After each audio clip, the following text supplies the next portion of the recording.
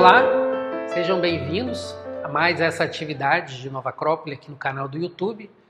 Meu nome é Leandro Aguiar, sou professor voluntário de Nova Acrópole aqui em Fortaleza e hoje gostaria de convidá-los a conhecer a vida e a obra de Sergei Rachmaninov. Ele foi um grande compositor, pianista, também um grande regente de fins do século XIX e inícios do século XX. Hoje, no dia 1º de abril, há 143 anos atrás, ele nascia na Rússia, num pequeno povoado. Ele foi um grande pianista, né, do século XX, talvez um dos maiores pianistas que nós tivemos no século XX. Foi também um grande maestro, bastante requisitado, tanto na sua terra natal, na Rússia, onde ele liderou várias sociedades musicais, sinfônicas, como também em outros países da Europa e também no fim da sua vida, na segunda metade da sua vida, por assim dizer, nos Estados Unidos. E também, além disso, foi um exímio compositor. Não podemos dizer que compôs tantas obras quanto Bach, quanto Beethoven ou Mozart, mas compôs algumas obras muito representativas que até hoje estão presentes no repertório tradicional das orquestras e dos músicos e que também são conhecidas do grande público, vamos dizer assim, né? Apenas às vezes não sabemos que são obras de Rachmaninov. Eu vou comentar também, nessa minha pequena explanação agora sobre a vida dele, as obras que foram importantes e o momento em que elas foram criadas também. Bom, como eu falei, ele nasceu em 1º de abril de 1873, na Rússia. Sua família era uma família tradicional, uma família, por assim dizer, aristocrática. Seu pai chamava Vasily Rachmaninov e ele se casou com Lubov Petrovna Butakova, que era filha de um general, né, do exército da região, com bastante posses, e então eles tiveram inicialmente uma vida bastante, dizer assim, privilegiada, né? Então eles tiveram 6 filhos e Rachmaninov foi o 4º desses filhos. Bom, ele começou, isso já é uma constante, né, em quase todos os grandes compositores, ele começou muito cedo. Então aos 4 anos ele já fazia aulas de piano. Aquela época, normalmente a mãe de família era a responsável por gerir a educação dos filhos. Então ela mesma deu aulas para ele, quando ele era bem jovem, 4 anos, e notou já que ele tinha uma grande aptidão, porque tinha uma excelente memória musical, conseguia memorizar trechos relativamente longos, repeti-los sem praticamente nenhum erro. E agora, em 1883, com 10 anos, ele então começou a ter aulas realmente com uma professora que já tinha estudado e se formado no Conservatório de São Petersburgo, que era dos grandes conservatórios da Rússia naquela época. A gente tinha o Conservatório de São Petersburgo, que foi também onde estudou Tchaikovsky, por exemplo, e o Conservatório de Moscou, né, que também Tchaikovsky teve uma participação na sua fundação. Então, aos 10 anos, ele começou a fazer as aulas com essa professora, mas desde os 4 anos já estudava familiarmente. E também a sua irmã a sua irmã mais velha teve uma influência sobre ele. Quando ele tinha 12 anos, ele se mudou e foi estudar com um professor chamado Zverev, que era um professor renomado da época, e que deu aulas para ele também durante alguns anos. E ele entrou, então, no Conservatório de Moscou, bastante jovem, e aí é interessante, porque ele terminou, seus professores iam se retirar do conservatório, então ele pediu para fazer o teste final, como se fosse a formatura, né, o concerto de formatura, um ano antes, e as provas, né, um ano antes do que seria o natural. Então, em 1891, ou seja, quando ele tinha 18 anos, ele então fez essas provas e a apresentação final foi feita através de uma ópera chamada Aleco, uma ópera bem bonita, uma ópera pequena de um ato. E essa ópera, então, foi assistida, esse concerto dessa ópera, esse concerto final, né, de formatura do conservatório, foi assistido por Tchaikovsky, que na época era um dos grandes compositores russos, talvez fosse o mais popular dos compositores russos. Em 1892, Tchaikovsky já era um compositor muito conhecido, né? Ele morreu um ano depois, inclusive. Então isso foi para Rachmaninoff uma super lembrança, e ele foi muito elogiado por Tchaikovsky, o que era uma coisa muito importante. Então, assim, isso é uma situação muito comum na vida desses grandes gênios, né?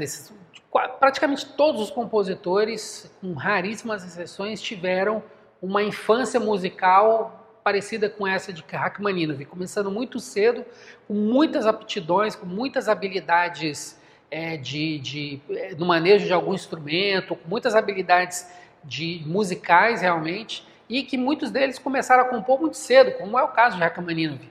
A ópera, não sei se eu citei, mas a ópera que ele apresentou foi da própria composição dele. Ele mesmo que compôs, diz que compôs em 15 dias, considerando que ele pediu para que o exame fosse adiantado, né, em um ano.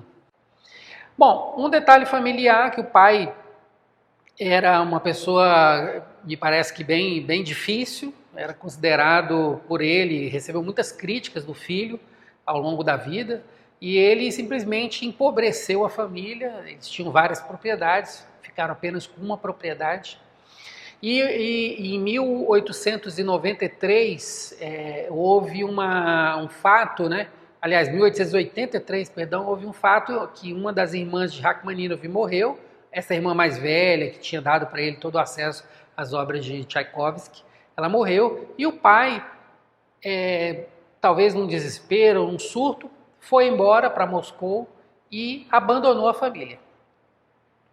E o fato interessante disso tudo é que os irmãos e o próprio Rachmaninoff foi criado, então, ou foi ajudada a criação dele pela a avó materna, que era uma mulher muito religiosa, muito temente a Deus, e aí ela levava os netos para os serviços, né, para as cerimônias lá na Igreja Ortodoxa Russa. E por que isso é interessante? Porque nós vamos ver na obra de Rachmaninoff duas linhas muito definidas. Uma linha riquíssima de músicas sacras, principalmente músicas vocais, músicas compostas para a voz humana, e uma outra linha de músicas instrumentais, principalmente voltada ao piano e também algumas sinfonias. Mas eu arriscaria dizer, na opinião, que as obras talvez que mais nos sensibilizam e que mais nos comovem de Rachmaninoff são justamente as obras relacionadas com essa, vamos dizer assim, com essa tradição que ele não via como sendo uma tradição religiosa, mas como uma tradição devocional, vamos dizer assim. Então, ele ensina, teve inclusive alguns problemas com as igrejas, porque suas obras, como não seguiam completamente todo o cânone, todas as regras, vamos dizer assim, da música na igreja, que era muito rígida nesse momento, a igreja ortodoxa russa, né? Ele não foi aceito na igreja, a música dele não foi aceita. Ele teve inclusive um problema porque ele não pôde se casar, porque não obteve essa autorização para se casar dos padres da igreja, porque não era um bom fiel, vamos dizer assim, não era assíduo. Então, esse sentimento devocional que ele expressa através dessas obras está muito além de um sentimento religioso definido por uma religião específica. Eu cito para vocês uma obra que chama As Vésperas, é o Opus 37, vou deixar também o link para vocês na descrição, que são uma série de cânticos, né, de músicas feitas para coral, né, músicas normalmente a 4 vozes, e que, enfim, representam toda a liturgia dessa igreja ortodoxa. E tem uma música em especial, um desses cantos, que chama-se Alegra-te Virgem, como se fosse uma espécie de Ave Maria, que é belíssimo e que mostra bem, vou deixar o link especificamente para essa música, que mostra muito bem esse sentido devocional, né? Esse sentido de um ser humano que busca esse mistério que ele não sabe explicar, que é a unidade, a divindade de Deus. Então, essa música representa muito bem isso. É uma música muito curta, vale a pena ouvi-la. E muitas outras composições, então, foram cerca de 50 canções e algumas composições maiores como se fosse para o serviço da igreja, né? E isso tudo aconteceu devido a essa, enfim, ao pai dele ter abandonado a família e a influência da avó dentro dessa formação dos filhos, dos irmãos. E então, em 1892, se formou nesse conservatório, tá? Só que aí entrou um período bem difícil da vida dele, que se prolongou por alguns anos, que foi uma forte depressão que ele teve, e a partir de mais ou menos, isso foi uma questão que foi se desenvolvendo aos poucos, né? Mas que culminou aí num período de 3, 4 anos, entre 1895 a 1900. E foi um período em que ele quase não compôs, né? E o que ocorreu? Primeiro, é importante comentar com vocês que os compositores, quando você vai analisar a vida deles, seja compositores clássicos, antigos, como também os nossos compositores modernos, em todos os estilos, né?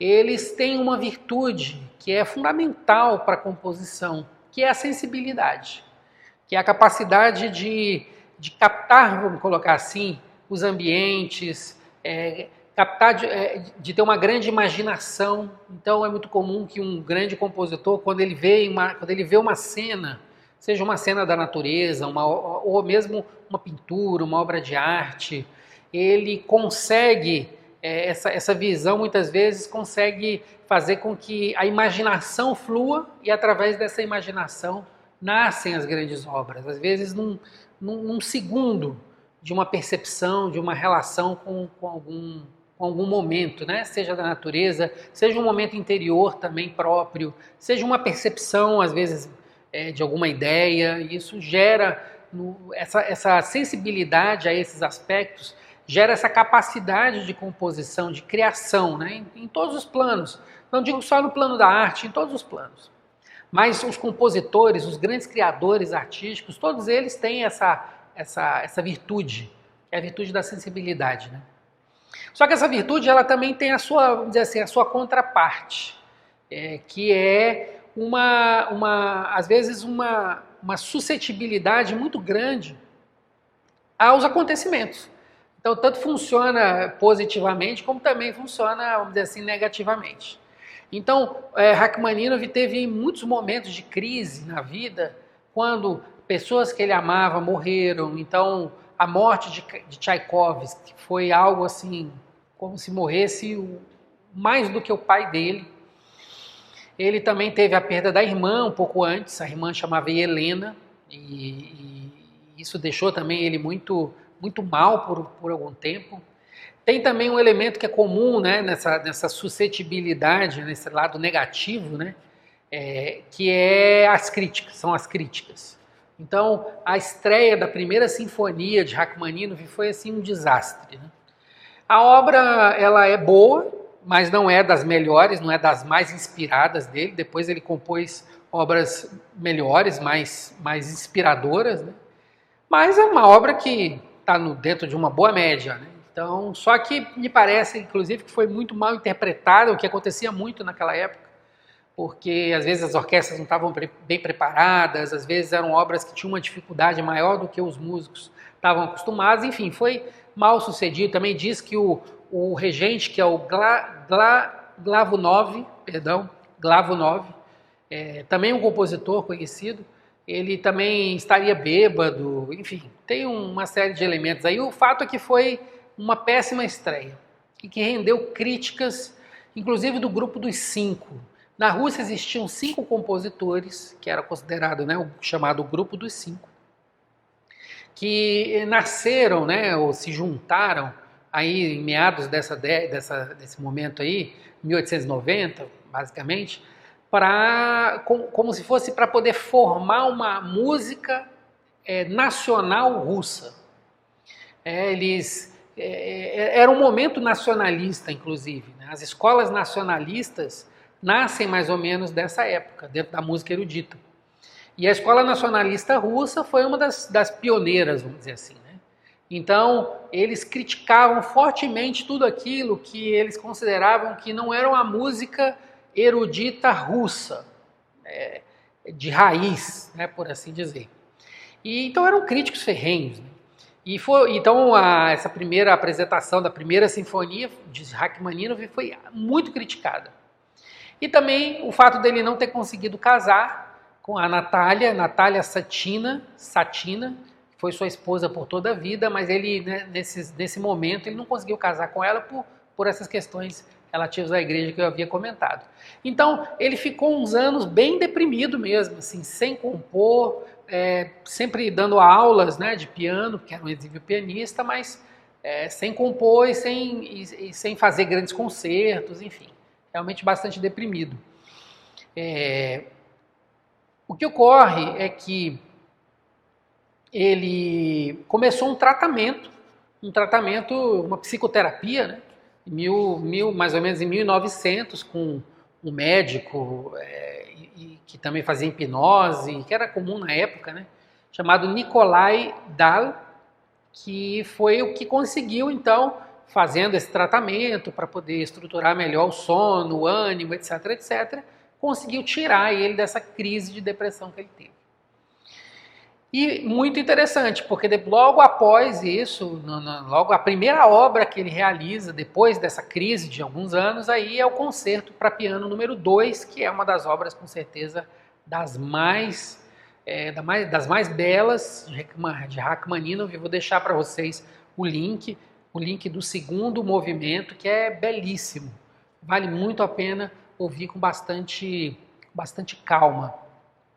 Então, passado esse momento, então ele se transformou num maestro, né, foi convidado para ser maestro titular e diretor, por assim dizer, isso já em 1904, para ser o diretor da orquestra, ou seja, o maestro de orquestra, né, do Teatro Bolshoi, durante uma ou duas temporadas, aí fazia muitas apresentações.